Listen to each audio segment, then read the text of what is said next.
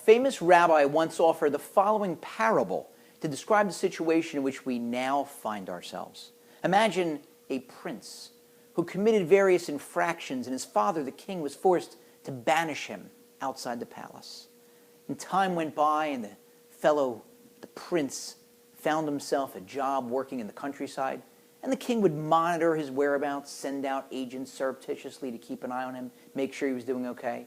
And weeks, and then months, and finally a year went by, and the king couldn't handle it any longer. He missed his son dearly. So he told his most faithful servant, "Go out, find my son, and give him this message. Tell him that his father misses him and loves him and wants to grant him any request. Just let him make a wish and let me know what it is, and I'll grant it." The servant goes, finds the prince, tells him this message, and the prince says, "Tell my father that I said thank you so much. You know, it's cold out here in the countryside. Tell my father I'd like a warm coat."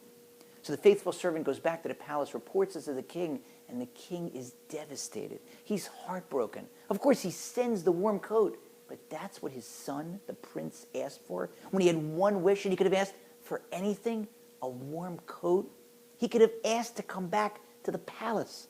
And he didn't. He forgot where he came from. And that's us. God comes all the way down from heaven this time of year, between Rosh Hashanah and Yom Kippur and during Yom Kippur, and he's ready to take us back to the palace. He's ready to grant any request, and instead we ask for a new coat, a new kitchen, a new car, and that breaks his heart. And you'll say, "That's a parable. It doesn't happen in real life." No? Listen to this story I once heard from a rabbi. This happened. A young man was praying at the Kotel, the Western Wall, and he saw next to him there was another fellow wearing a New York Jets football jersey, and he had folded up a little piece of paper and he stuck it in the wall, as so many people do when they visit the Western Wall.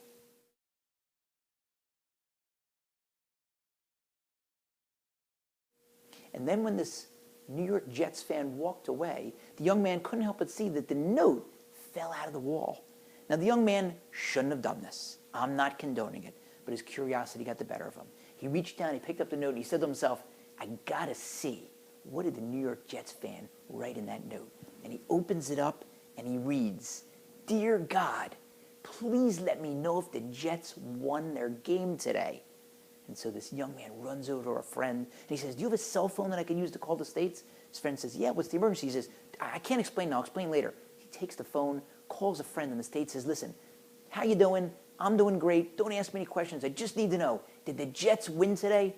His friend says, "Yeah, they won today. Why is it so important?" He says, "I gotta go." He hangs up, goes running into the Western Wall courtyard area, finds the guy in the New York Jets jersey, not that difficult to find him, runs up to him breathlessly and says, "Hey, you must be a Jets fan." Guy says, "Yeah." He says, "Guess what? They won today." And the Jets fan's face is this combination of euphoria because his team won and astonishment because God just answered his prayers in 2 minutes. Now, this rabbi who told the story said, "Can you imagine?